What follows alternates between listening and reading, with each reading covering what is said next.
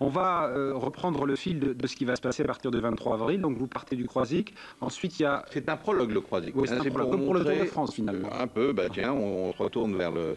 Ce sont les producteurs de sel de Guérande qui mettent en place cet événement pour montrer la symbolique, le chargement aussi hein, sur un bateau, sur un gréement à la demeure, et qui va ensuite pénétrer dans l'estuaire pour prendre le relais. Ensuite, vous partez, alors j'allais dire le départ officiel, c'est en ski? C'est en ski, c'est une première étape cette année, c'est en ski le 1er mai. Et puis ensuite, nous progressons avec Ingrande, avec Chalonne, les étapes que nous avons l'habitude de faire, avec autour d'Angers 4 étapes tout de même, qui sont les Ponts-de-Cé, qui sont Bushman, qui sont Angers et qui sont Montreuil-Junier. Comment sont organisées les escales? On va voir quelques images là, des éditions précédentes. D'abord, comment ça se passe dans la journée quand vous êtes sur les bateaux? Je crois qu'il y a quand même une fraternité, une convivialité entre tous ceux qui participent à cette opération. C'est important parce que déjà, avoir le privilège de naviguer sur la Loire, de voir sur les bateaux, arriver les ports en face de tout. Vous savez que quand on a ce privilège d'être à l'intérieur du fleuve, on se rend compte de la configuration des ports. Comment ils ont été construits, orientés sur la Loire, bien sûr, mais en fonction des matériaux, des produits qui étaient chargés, on a une importance de quai différente, avec des inclinations différentes, avec des manufactures, avec des chais, comme pour Rochefort, qui sont implantés juste au bord des quais. Donc on découvre au fur et à mesure cette configuration.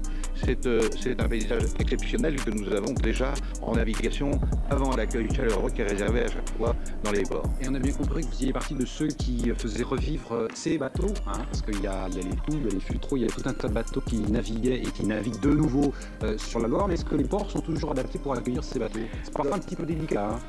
Oui, mais depuis quelques années, tout de même, c'est une volonté, conseil régional, et puis maintenant, avec la mission Loire UNESCO, que les ports soient revus, c'est-à-dire que les pavés soient remis à nouveau sur les quais, que nous ayons à nouveau les grands anneaux pour amarrer les bateaux. Donc tout ça est repris en compte. Il y a une volonté importante depuis quelques années de protection des berges également de la Loire. Ouais. Et vous me disiez tout à l'heure, en préparant cette émission, qu'il y a encore du travail à faire dans les mentalités. On prenait l'exemple d'une gabarre qui se trouve du côté de Saumur, qui aurait bien besoin d'une petite cure de jouvence. Hein. Écoutez, elle a été abandonnée malheureusement pour un tas de raisons pendant un certain nombre d'années. C'est un peu dommage parce que c'était, entre parenthèses, la plus grosse bête de Loire. C'était la Pascal Carole. C'est la Pascal Carole qui fait 22 mètres de long, 22 tonnes. C'était un élément incontournable de la navigation. Et puis pour des raisons techniques, pour des raisons maintenant de sécurité, elle ne se joindra pas au périple en tout cas. Elle sera là sans doute pour nous accueillir à Saumur et puis faire quelques brasses avec nous tout de même. Alors, quelques encablures. Une fois que vous avez navigué, vous accostez, qu'est-ce qui se passe à ce moment-là? Alors, il y a différentes étapes. Cette année, il y a des possibilités d'étapes pédagogiques. Nous sommes là essentiellement, je dirais, pour les enfants, hein, où nous accueillons les enfants en leur montrant bien sûr le maniement des bateaux, le déchargement des marchandises. C'est déjà le cas par le passé, mais vous intensifiez ça. Hein. Oui, disons un peu plus pointu. Il n'y a que 3 classes qui vont participer là, réellement, à une opération déjà en amont et de travail sur le terrain. Et puis il y a les étapes, ce qu'on appelle festives, où le grand public est là, nous attend, avec des marches à l'ancienne, avec de la gastronomie, avec toute cette fête sur les quais, avec la proximité des matériaux qui nous attendent pour le chargement. Ouais.